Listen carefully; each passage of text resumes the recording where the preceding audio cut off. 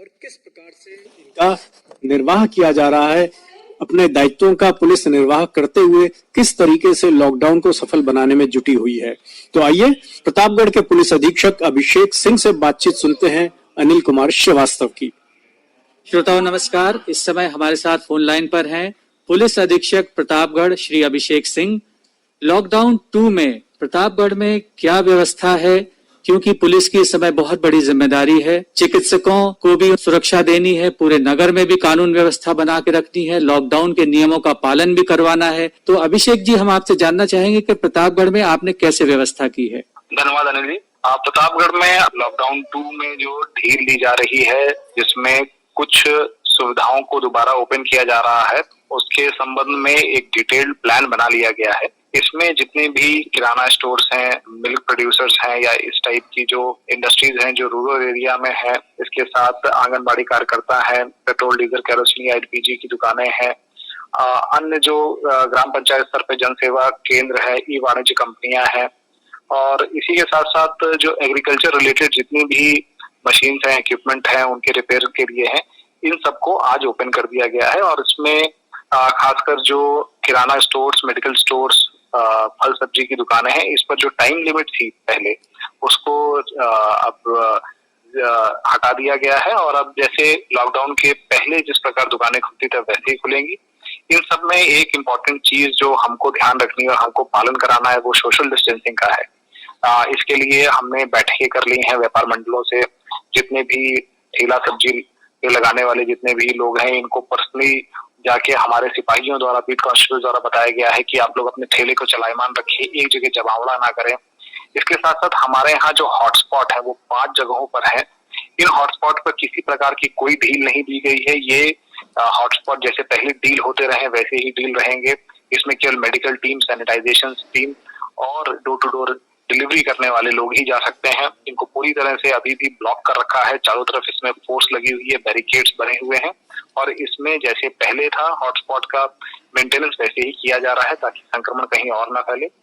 और इसके साथ साथ हमने एक जो नई व्यवस्था यहाँ पर लागू की है कि हर बैरियर पर एक रजिस्टर रख दिया है, खासकर जो अंतर जनपदीय बैरियर है, जिससे यदि कोई हमारे जनपद में आ रहा है बाहर से, उसका हम डिटेल नोट करके रखें, जिससे कोई भी इस प्रकार के लोग जो पैदल कहीं से चल के अपने घर जाना चाहते हैं या लॉकडाउन का उल्लंघन कर रहे हैं, उनको हम ट्रैक कर सके, जिससे किसी प्रकार का भी संक्रमण दोबारा प्रतापगढ़ में कहीं और से फैल ना सके। जी, आपने बिल्कुल ठीक बताया, क्योंकि अभी जो दूसरा फेज है इसमें अभी 20 तारीख से काफी छूट दी गई है, खासतौर से कृषि क्षेत्र में, और इलेक्ट्रीशियन, प्लम्बर और बहुत सारे जो, जैसा कि आपने बताया कि बहुत सारे क्षेत्र खोले गए हैं। तो निश्चित रूप से इसमें थोड़ा ध्यान देने की जरूरत भी रहेगी कि ये सब कार्य ठीक से संपादित हों, जिससे कि लॉकडाउन का भी लोग पालन करते रहे और उनकी जो जरूरत की चीजें हैं वो भी उनको मिलती रहें, और जो हमारे दैनिक भोगी कर्मचारी हैं जो रोज कमाते हैं, रोज खाते हैं, और जो कृषक हैं उनका भी काम चलता रहे। अच्छा, ये बताइए कि आप लोगों को ये क्वारंटीन सेंटर हैं या जो आइसोलेशन वार्ड हैं और अस्पताल हैं, तो इनको भी आपको सुरक्षा देनी पड़ती है, तो यहाँ पर आपने क्या व्यवस्था की है प्रतापगढ़ अस्पतालों में? जी बिल्कुल, आपने सही कहा।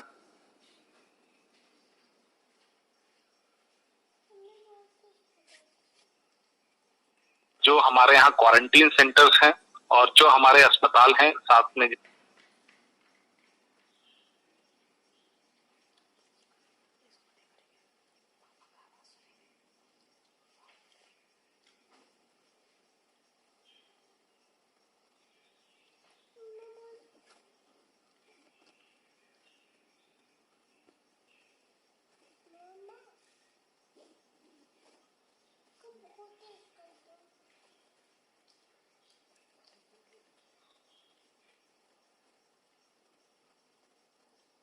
किसी को भी किसी प्रकार का संक्रमण होने का खतरा रहता है तो पूरी फोर्स संक्रमित हो सकती है।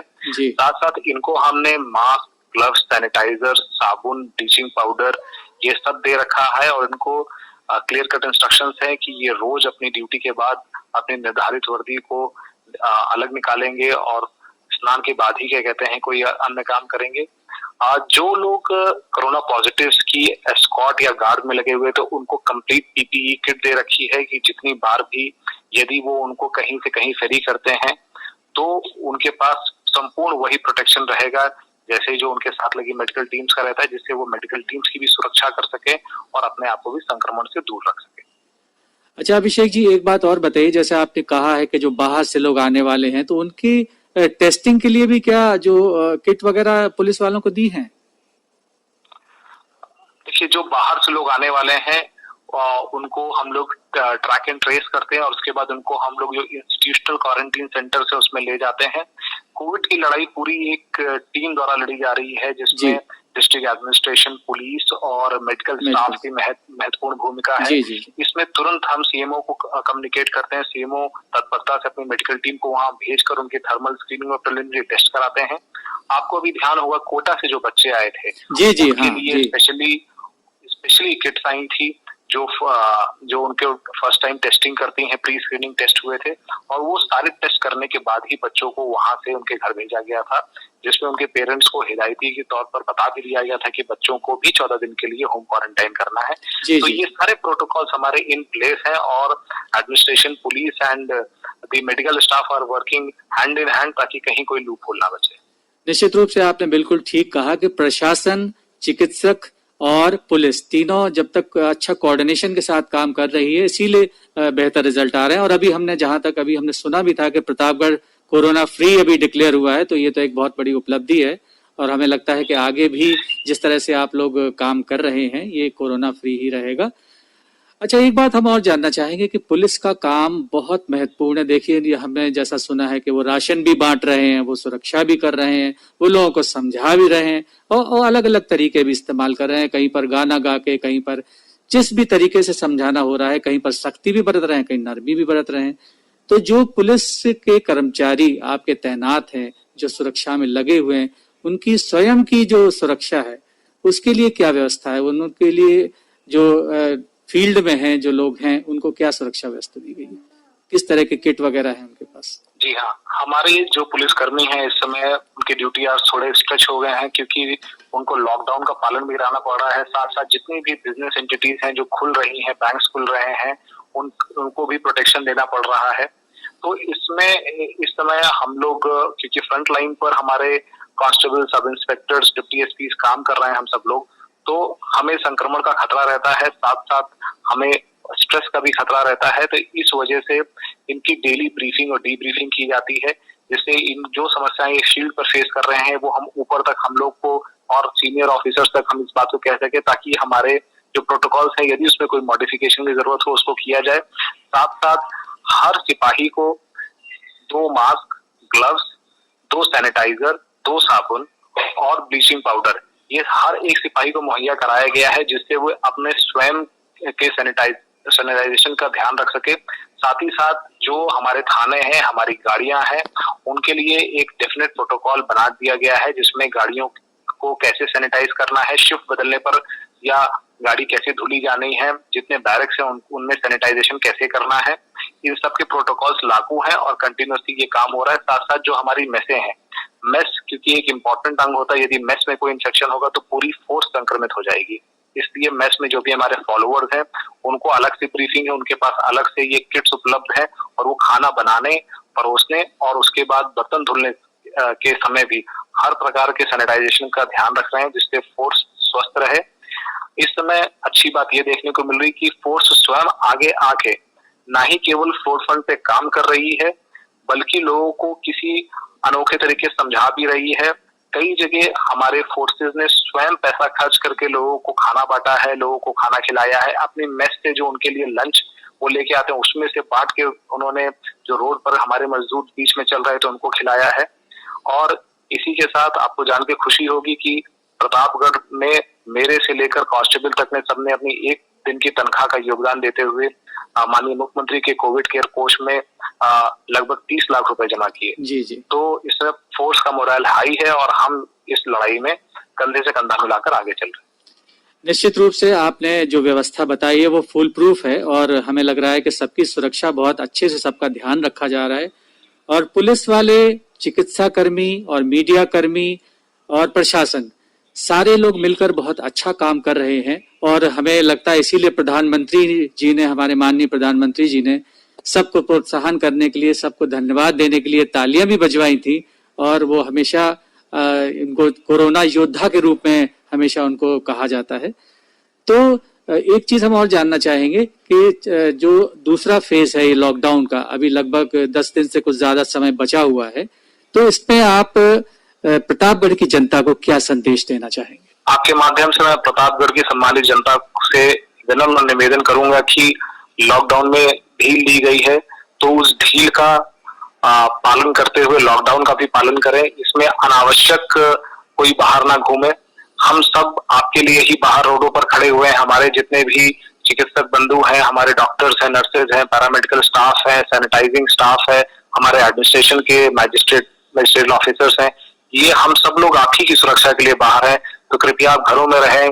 बहुत कोई चिकित्सकीय जरूरत है या कोई जरूरत का सामान आपको खरीदना है तभी आप बाहर निकलें, और कोशिश यही करें कि door to door essential services अभी भी सप्लाई की जा रही हैं ठेले टेम्पो आदियों से, तो उसी से खरीदें। अपने घरों के आसपास झुंड ना लगाएं, वहां पर एक दूसरे के घर में अभी ना जाएं, क्योंकि अभी किसी को पता नहीं कि कौन संक्रमित है। और इस सब का आप ध्यान रखेंगे तो अभी हमारे प्रतापगढ़ अभी कोरोना मुक्त हुआ है। बहुत जल्दी ही हम ग्रीन जोन में आ जाएंगे और आपको फिर हर प्रकार से सारी सुविधाएं मिलेगी। साथ ही आपके आकाशवाणी के माध्यम से मैं ये अपील करना चाहूंगा कि प्रतापगढ़ की जनता आरोग्य सेतु ऐप का जरूर उसको डाउनलोड करें। आरोग्य सेतु ऐप में बहुत सारे विभिन्न प्रकार के फंक्शंस है। वो आपको अलर्ट भी करता है कि यदि आप किसी हॉटस्पॉट एरिया में है या फिर किसी संक्रमित व्यक्ति के कांटेक्ट में आने की संभावना है, और वो आपको बाकी हेल्थ टिप्स भी देता है जो आयुष मिनिस्ट्री द्वारा है।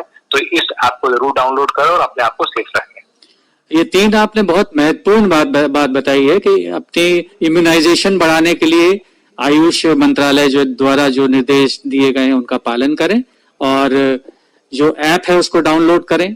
और तीसरा आपने जो बात कही है कि अभी हमें ये सच में नहीं मालूम है कि किसको कौन कोरोना पॉजिटिव है कौन नहीं है, क्योंकि अभी हाल ही में हमने देखा था कि दिल्ली में कुछ ऐसे केसेस कोरोना पॉजिटिव हुए हैं जिनके अंदर कोई लक्षण ही नहीं थे, ना उनको खांसी थी, ना बुखार था, ना कोई भी कोरोना का लक्षण नहीं था, फिर भी वो कोरोना पॉजिटिव निकले।